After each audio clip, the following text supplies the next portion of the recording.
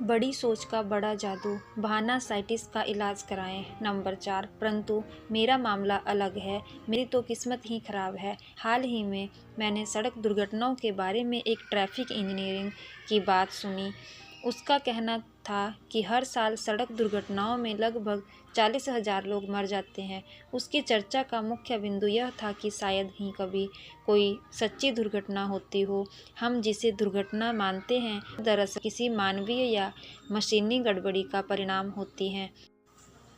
यह ट्रैफिक विशेषज्ञ जो बात कर रहा था, इसका मूल भाव दार्शनिक और चिंतक हमें सदियों से सिखाते आ रहे हैं। हर चीज़ का कोई ना कोई कारण होता है, कोई भी चीज़ बिना कारण के नहीं होती। आज बाहर जो मौसम है वह भी दुर्घटनावश नहीं है, किसी विशेष कारणों से वैसा है, और यह मानने का कोई कारण नहीं है कि इंसान के मामले में इस नियम का अपवाद है। परंतु शायद ही कोई दिन ऐसा गुजरता हो जब हम किसी को अपनी बदकिस्मती को दोष देते न सुनते हो, और वह दुर्लभ दिन ही होगा जब आप किसी दूसरे आदमी की सफलता के बारे में इसकी अच्छी किस्मत की दुहाई न सुने। मैं आपको एक उदाहरण से समझाना चाहता हूँ कि लोग किस तरह किस्मत के बहाना साइटिस से पीड़ित होते हैं। मैंने 3 युवा जूनियर एग्जीक्यूटिव के साथ हाल ही में लंच किया। उस दिन चर्चा का मुख्य बिंदु था जॉर्ज सी का प्रमोशन। कल तक जॉर्ज इन्हीं लोगों की तरह जूनियर एग्जीक्यूटिव था, आज उसे प्रमोशन मिल गया था। जॉर्ज को प्रमोशन क्यों मिला? इन 3 लोगों ने इस मुद्दे का पोस्टमार्टम किया और बहुत से कारण खोज निकाले।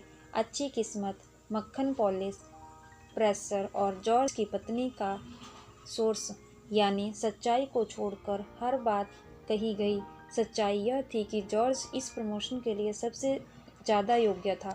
वह अपने काम को बेहतर तरीके से कर रहा था। वह अधिक प्रभावी और कार्यकुशल व्यक्ति था। मैं यह भी जानता था कि उस कंपनी के सीनियर ऑफिसर ने काफ़ी सोच विचार किया था कि इन 4 में से किसे प्रमोशन मिले।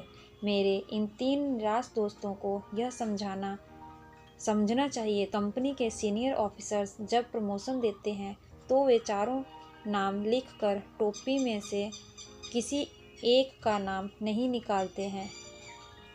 मैं मशीन के पुर्जे बनाने वाली कंपनी के सेल्स एग्जीक्यूटिव से किस्मत के बहाना साइटिस के बारे में बातें कर रहा था। वह समस्या जो सुनकर रोमांचित हो गया और उसने मुझे अपने जीवन का एक किस्सा सुनाया। मैंने इसका यह नाम तो पहले कभी नहीं सुना उसका, परंतु हर सेल्समैन इस गंभीर समस्या से जूझता है। कल ही हमारी कंपनी में जो घटना हुई उससे आपको एक बढ़िया उदाहरण मिल जाएगा। हमारा एक सेल्समैन 4 बजे मशीन के पुर्जे का एक बड़ा ऑर्डर लेकर आया। ऑर्डर $1,12,000 का था। दूसरा सेलमैन उस वक्त वहीं ऑफिस में खड़ा हुआ था। इस सेलमैन का माल इतना कम बिकता था कि कंपनी पर बोझ बनता जा रहा था। जब जॉन ने अच्छी खबर सुनाई तो उससे ईर्ष्या भरी बधाइयाँ तो दी, परंतु साथ में यह भी कहा, जॉन एक बार फिर तुम्हारी किस्मत अच्छी रही। देखने वाली बात यह है कि यह कमज़ोर सेलमैन यह मानने को तैयार नहीं था कि जॉन के बड़े ऑर्डर से किस्मत का कोई लेना देना नहीं था। जॉन उस ग्राहक पर कई महीनों से मेहनत कर रहा था। उसने वहां आधा दर्जन लोगों से लंबी और बार बार चर्चाएं की थी। जॉन रातों को योजनाएं बनाया करता था कि वह किस तरह यह ऑर्डर हासिल कर सकता था। फिर उसने हमारे इंजीनियरों के साथ बैठकर इस यंत्र के शुरुआती डिज़ाइन बनवाए।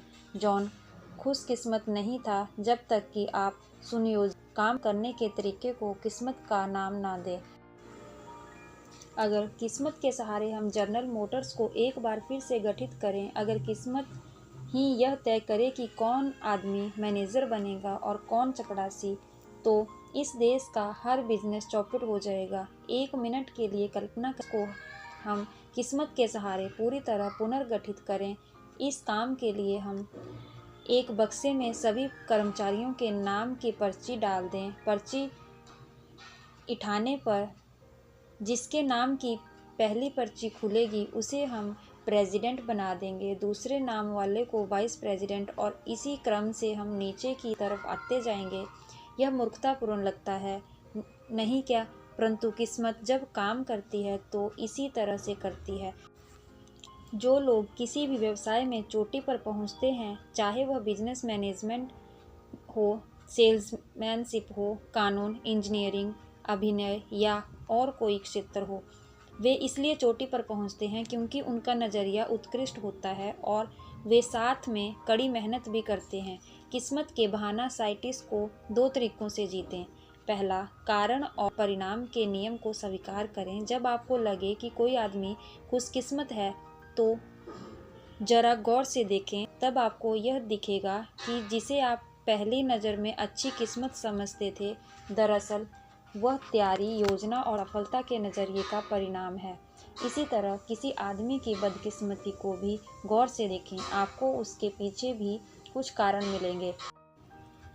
मिस्टर सफल को जब झटका लगता है तो वे उससे कुछ सीखते हैं और उससे हैं, परंतु जब मिस्टर असफल हारते हैं तो वे अपनी असफलता नहीं सीखते और बहाने बनाते रहते हैं। नंबर 2, कभी भी दिवा स्वप्न ना देखें। अपनी मानसिक ऊर्जा को ऐसे सपने देखने में जाया ना करें जिसमें बिना मेहनत के सफलता हासिल की जा सकती हो।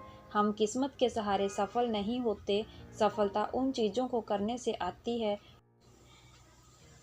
और उन सिद्धांतों को पारंगत होने से मिलती है जो सफलता में सहायक होते हैं। प्रमोशन, जीत, जीवन की अच्छी चीज़ों में किस्मत का सहारा ना लें। किस्मत से ये चीज़ मिला करती। इसके बजाय आप अपने आप में ऐसे गुण विकसित करें कि आप सचमुच एक विजेता बन जाएं।